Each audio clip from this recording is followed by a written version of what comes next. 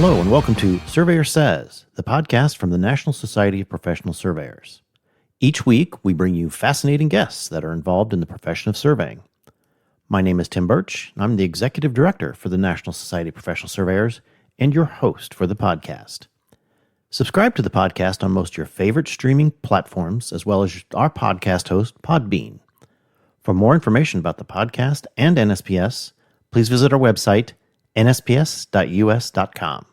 So, without further delay, here's our next episode of Surveyor Says, the NSPS Podcast.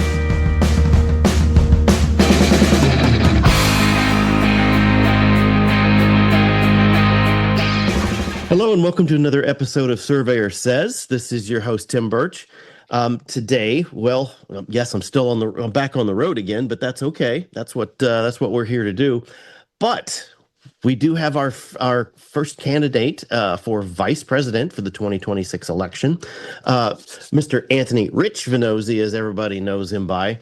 Rich, thanks for taking time out of and we'll get into what your schedule's like as an associate professor and I got to tell you, I'm so impressed with what the University of Maine has done, and we'll get into that, but it's got to be keeping you on your toes. Yeah, it's a different, busy life. What's nice about the academic life is every 14 weeks you do get a redo, right? You got to close out the books, and there's no endless projects or endless. It really if the train leaves the tracks a little, you get a redo. Which for me personally, I like that. Not just the endless pile of projects, but it's just as busy. Once you start a semester, just like starting a new project, you have no idea what you're going to run into down the road, and you just have to deal with it. It's just like a project. Absolutely. Well, let's get into your background a little bit, because a person doesn't just wake up one day and say, I want to be an associate professor of surveying at a significant major college. I mean, obviously, let's talk about your background. I mean, how did you get into surveying, and then what led you to this dedicated life of an educator, which you need a lot of medals on your chest for bravery for all of this. Well, my career started just like everybody else's when you sit around and talk about it. I mean, I was going to college to study forestry, and there was a surveying class, but I started before I ever took a surveying class, worked for the surveyor down the street. One of my friends was working there, got me a summer job, and found that I liked it. So, I kind of gave me an edge in my first surveying class because I showed up in class with my own plumb bob, and literally, they gave me a gift when I left after the first summer. They gave me a plumb bob, and I showed up in class with it. TSA, well, it wasn't TSA then, but the airport really didn't like me taking it in my carry-on.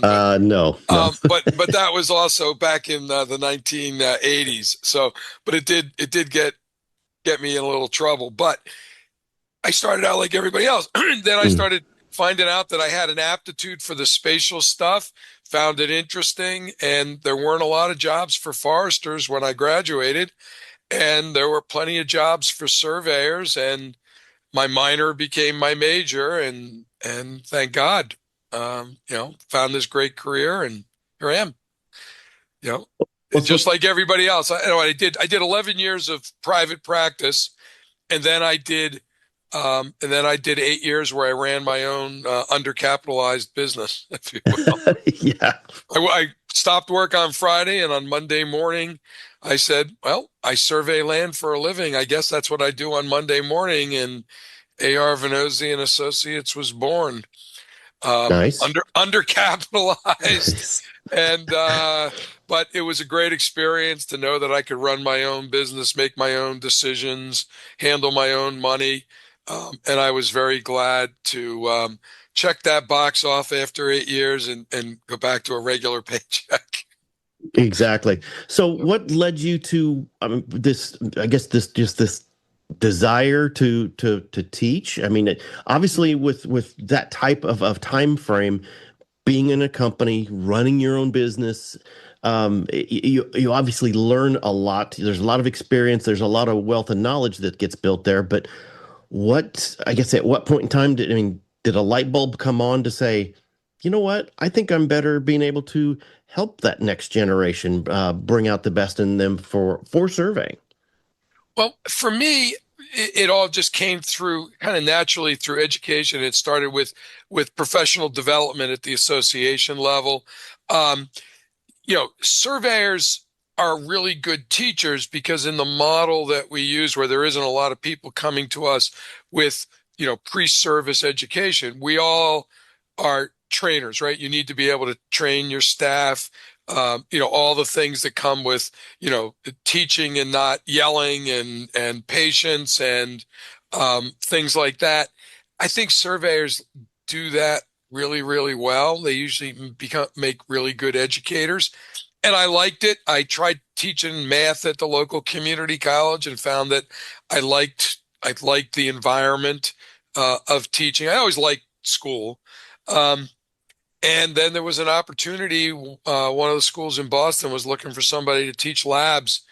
Well, actually, I think it was a whole course, a basic surveying course after taught math for a while and found out that I really liked teaching surveying. Found out that was, and I was like, how do I do this? And, started thinking about how do I make a second career out of it. And, bounced around a lot in New England. And I think, now that I look at it, it was all really meant to bring me back to Maine, my alma mater. And, I have one of my old professors' offices. I teach labs where I used to take labs. It's a fun place. And I was very active on campus in other activities when I was there. I was like, had a wonderful 4 years. So coming back to campus for me was literally a homecoming. So Well, it's kind of cool. that is cool, and it's really a good full circle moment that Yeah. you did figure out that your passion was getting back in front of well, and let's talk about that for a second and how much has changed. I mean, because you and I are pretty close in age, and Yeah. we started through that same system to where when we started, it was 3 and 4 man crews. You learned the guy ahead of you. You learned his job, and then you moved up and you moved up. Versus now, it's this body of knowledge that's being really pressed upon even the least experienced of technicians and such, that it's, oh, here's a GNSS receiver, go collect data, or here's a total station robot, go collect data. Right. That that's not what you and I went through. And No. like I said, you're now having to teach that very quickly on what they need to be cognizant of. Right. I mean, that's why there's so much growth right now in formal education is because the technology over the last couple of decades, right, and you and I went from, my parting gift at the end of a summer was a plumb bob to, geez, when was the last time I got my plumb bob out? We've seen a lot of very significant change. And what that's meant is you can't learn it from your boss anymore because your boss didn't learn. I mean, we heard about GPS in my second semester of surveying classes. We heard about it. And I remember being told, it worked. They went out and one of the professors at UMaine was there when they did the first civilian test of GPS and being able to, use the signals and measure an independent baseline without having, the DoD access. And the answer came back, and it worked. And we were told GPS will be your future, and that was in the early 1980s. Well, he was right. I mean, that's really the case, but I couldn't learn that from anybody that I worked for because it was new. GIS, new. Uh, personal computers on your desk, new, Civil 3D, new, digital levels, data collectors, batteries that are only this big versus this big. Yep. So much changed, and your boss couldn't teach you anymore. So you needed formal education. And that's where we're at now. Everybody's figured it out. And remember, you don't get your education for the first day out. You get your education, pre-service education, in the hopes that you'll stay relevant for 40 years. Oh, exactly. And so people Exactly. are looking at it going, I can't just learn what I need to pass the test. I need this other stuff, not for the day after the test and I get my license, but what I need, whatever that is, for my whole career, so I stay relevant. Well, exactly. And I guess that's what in just hearing you explain your experience and, all of the things you went from forestry into surveying curriculum, into private sector, into your own business. I mean, I got to believe that you have a pretty darn good wealth of knowledge, because of those factors, that you're able to relate to these students that, unfortunately, there's a lot of surveyors out there that have never run their own business, myself included. That uh, being able to collect on accounts is important to make sure that you can put food on the table. So Right. be able to relate those things back to your students. That's got to be a very big wealth of knowledge to be able to share with your students as well. Just the real life factor of it. That is true. I mean, and one of the things about our faculty, talking about all of the program at UMaine, is you have to have your license. That's the minimum requirement. You have to have a master's degree to get tenure.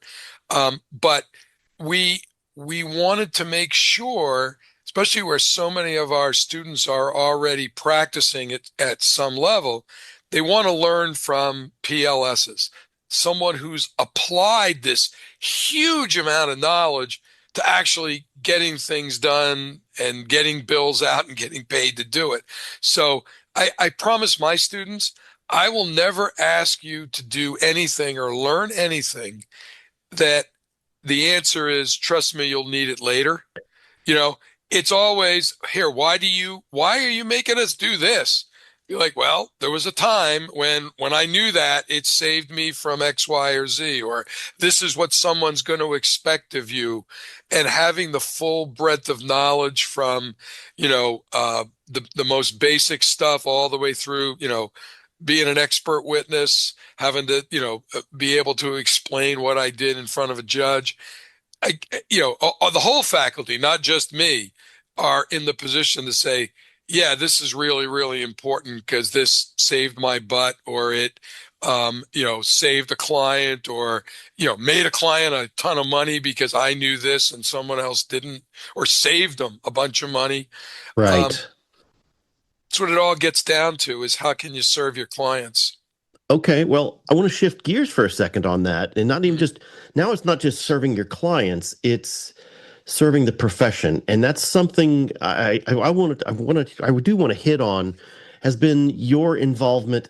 Obviously, the education side's been very, very important, but you've had another hat in being involved with a state or national association for almost all of your career as well. And so tell us a little bit about how even early on you saw the getting involved with your state association, how that kind of drove you further into this career.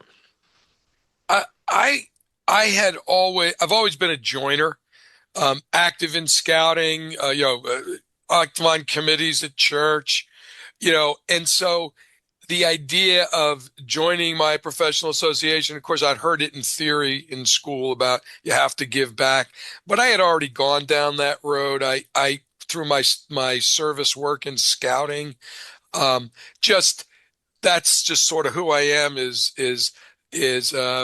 serve in any capacity. I always work into the leadership of groups, except real politics. I steer clear of that. I support things like government affairs. I understand why it's important, but I never have signs out saying, You running bet. for fill in the blank. It's just not me. Exactly. But the joining piece, I mean, it's sort of who I am. I was very lucky. My first boss was active in the local chapter and encouraged us to go, and it just was a natural fit for me. It's always been part of what I've done. So here I am. Well, Yep. and I tell you what, I guess also then speak to the experience of being involved at the state level and then eventually into Oh, the national level. I mean, I how much have you been able to glean off of those networking relationships and being oh able to work with your contemporaries to be able and to be honest with you, to be able to put that back into what you teach and to be able to share with students. well, I firmly believe in the importance of the collegiality of our profession. We need to be close because of the records issues and sharing. Um, Frankly, I just like being around surveyors. I mean, I've always, for some reason, either as I became one or whatever, we always seem to be on the same page, when we sit around and we talk and break bread. Um, so that makes it a lot of fun. I have, I can point to specific instances where my relationships from professional associations have saved my hide. Um, Working on something and going, I could have sworn there was some more information on this, and I pick up a phone and call a colleague, somewhere else in the country, and they're like, "Oh, there's a great book on that. Here, let me send you this PDF. Oh, there was a court case, whatever." Um, I remember one specific instance where I got a call from somebody who wanted me to do a survey pretty far away from where was my natural area, telling me how wonderful I was and I was the perfect person for the job. And I kind of smelled a rat. So I picked up and called one of my colleagues who was past president of the state society. And this person needed the survey in the town that their business was in. And I asked what his deal was, and I found out that I avoided probably the worst possible client I could have ever. Had already been in his office, and he had refused to work with him. And that one relationship saved me a whole lot of heartburn and headache. Um, and I had people call me. I remember getting a call once. Somebody called and asked me. They told me the name of the surveyor, and I said, "That's a fraud. That person doesn't exist. There's a whole case up at the Board of Licensure. You've got a plan stamped by a phantom."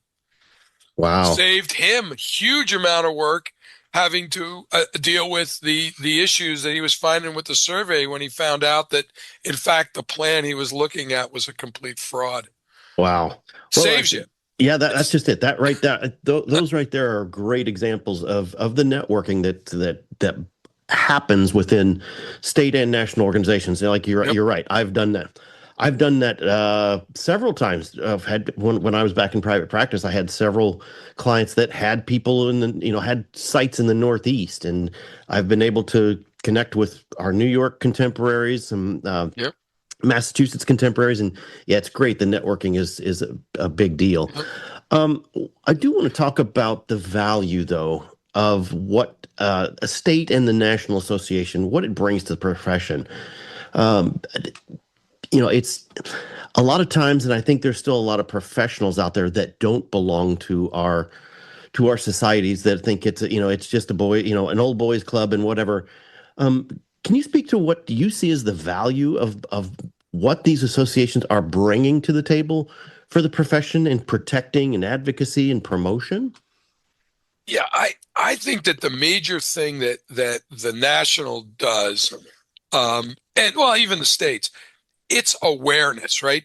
I'm paying my dues to be made aware of things that may really, really matter to me.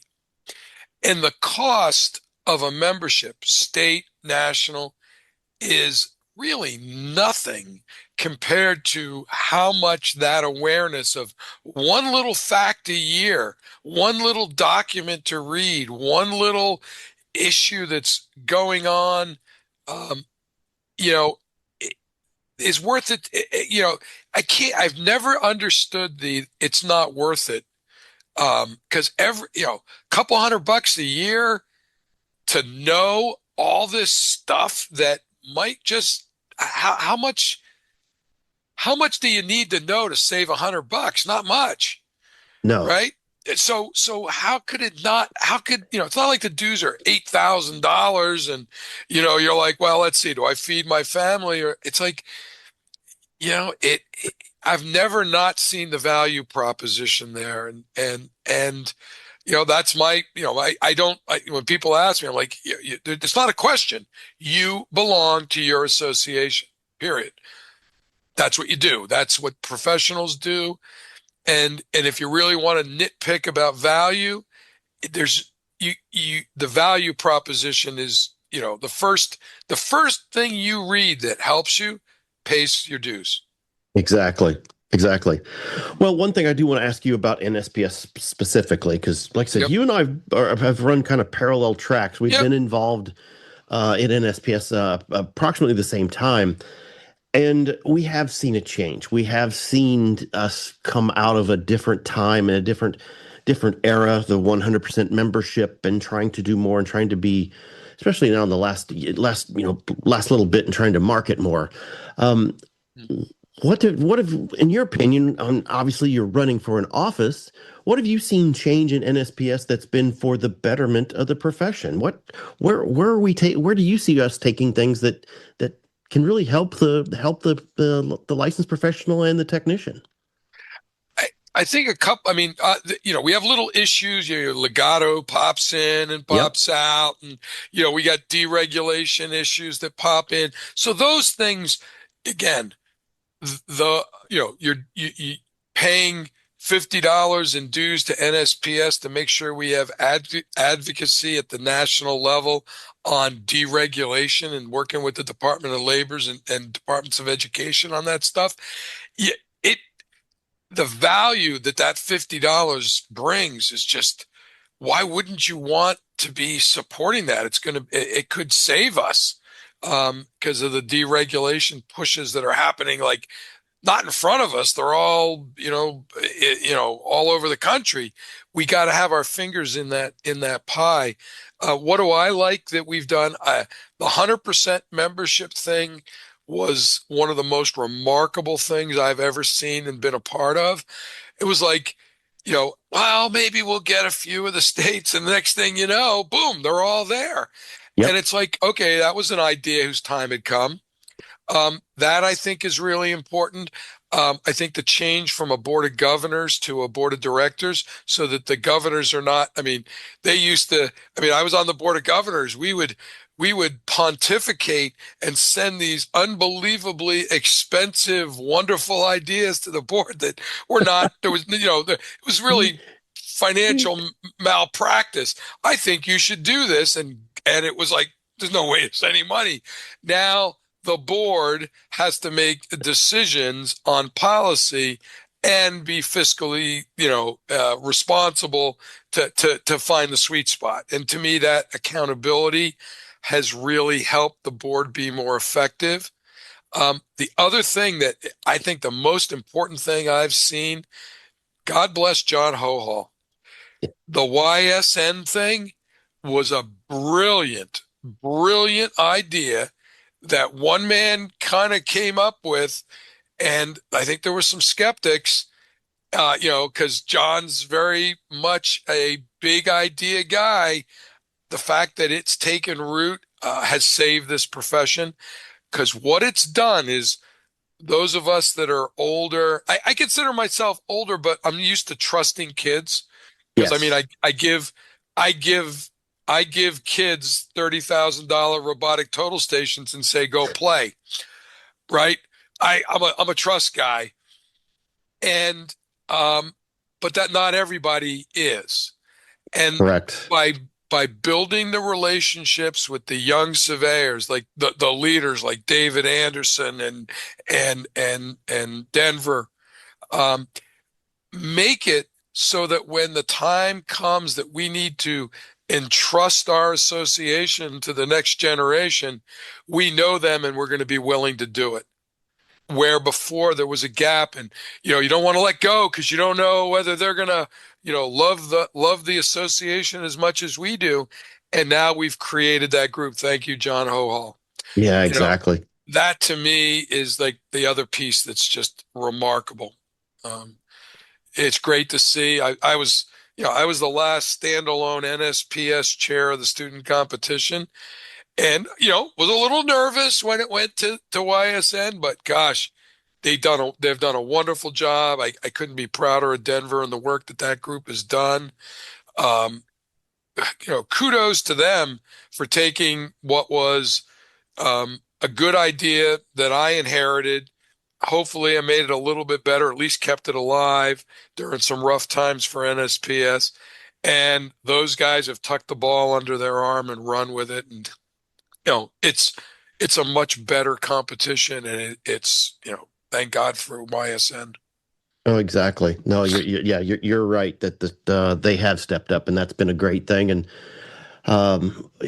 yes, John getting that started, and to your point, with them taking over the student competition, that has turned it into a little juggernaut of its own, and we hope to see it continue to perform and to be as popular as it is. And we know things have to evolve and things have to change as time goes on, but the formula works right now, and Yeah.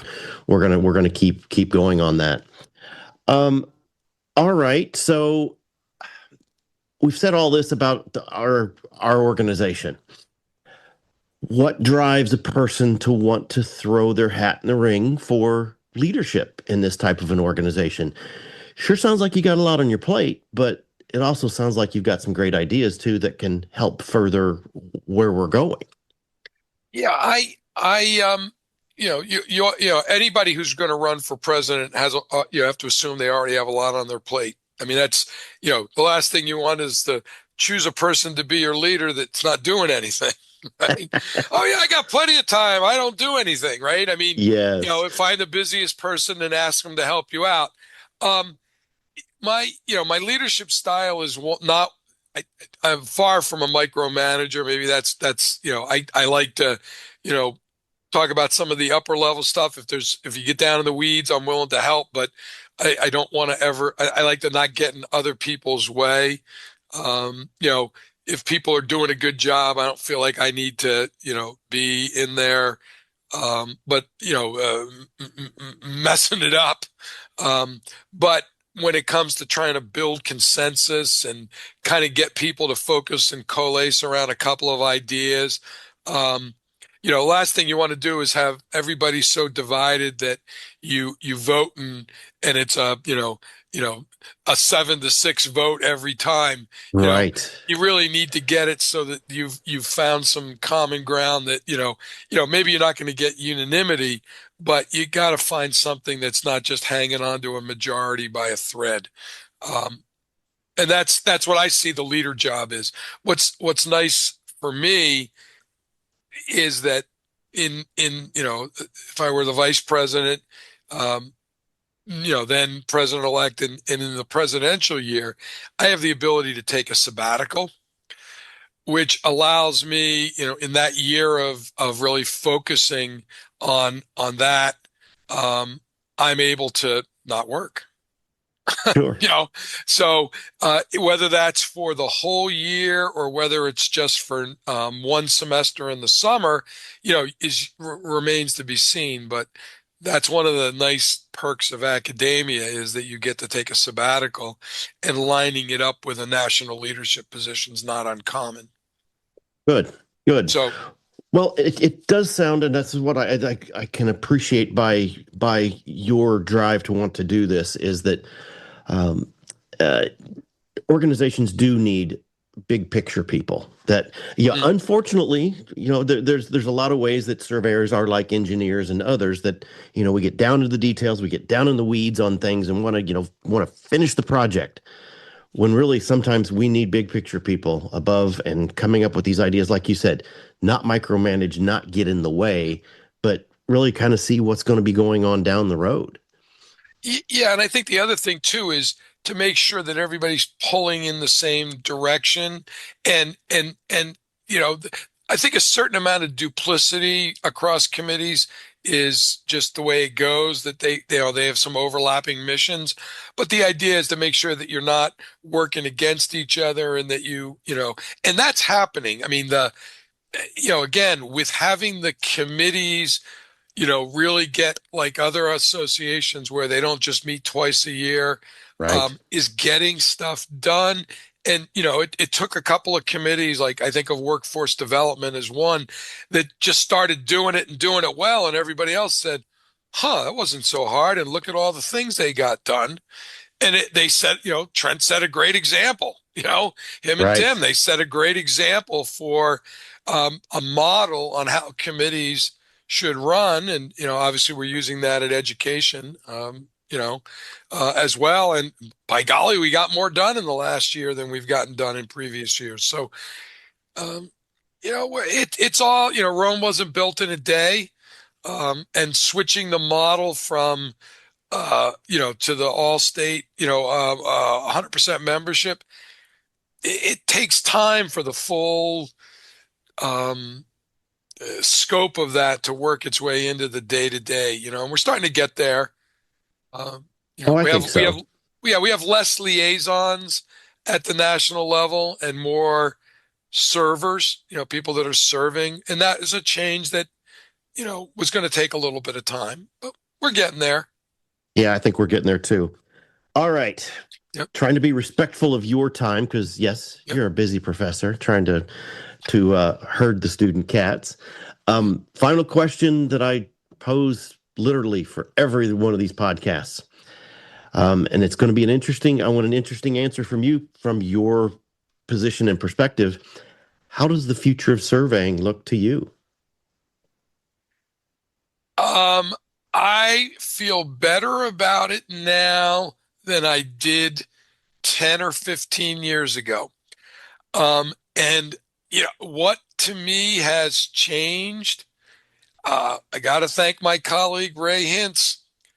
It it's breaking down the geographical barrier to education, um, so that people can get the education that they want and need without having to relocate their whole family, to, I mean, all of our schools are in outposts. I mean, Orono, Maine, I love it, but it's not on the beaten track. Upper Peninsula of Michigan, Las Cruces, New Mexico, Fresno. They're all wonderful places in and of themselves. But, I always say if I had students, say all my students moved to Bangor to take classes, and they all were looking for a part-time job to do a little bit of surveying, um, there's two firms that would have 200 people looking for a few hours of work, right? It's just not real. Right. If you go into civil engineering in New York City, there's thousands and thousands of possible internships, but the 200 surveying students in Bangor in one firm, they'd take the phone off the hook and say, Rich, stop sending them to us. We Yes. can't handle 200 kids coming through here. So the fact that we can get the education we need because technology has made it so that remote education is possible, save the profession. It's one of those ones that if we weren't going to get the education, if it wasn't going to get fixed in this time frame, we were going to lose the profession. Exactly. So Well, good. It's good to hear positive out of, not yeah, not saying there's a whole bunch of negative out there, but no, well, other good. directions there's a lot of negatives, but yes, What? I'm glad to hear the positive side from the educational perspective because Yep. that is you're right. That is very important going forward. So, Yep. Yep. well, thank you again for taking the time to chat with me about, like I said, a few of these important things about Yeah. not just the future of NSPS, but the future of the profession. And um, you all are doing great work up there at Orono. They're just everybody's amazed on how that program has responded to the uh, to the need and been able to basically scales of economy and just keep going up and up and up and up. And Yeah, and that's the flip side of the rest of my day is trying to keep those balls in the air. Exactly. Well, good luck with that. And like I Okay. said, we appreciate it. For those, if you're a voting member within NSPS in your state, be looking for those ballots to be coming out via email December 1st. Check your spam. If you know you're a voting member and you didn't get it, check your spam. You will get reminders on December 7th and December 14th. But do your civic duty. Vote for the next officer of NSPS. So please take the time to do that. We'd appreciate it. And with that, we'll wrap up this episode of Surveyor Says.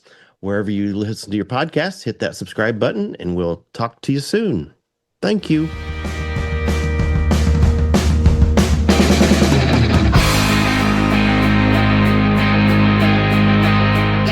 You've been listening to Surveyor Says, the NSPS podcast, brought to you by the National Society of Professional Surveyors.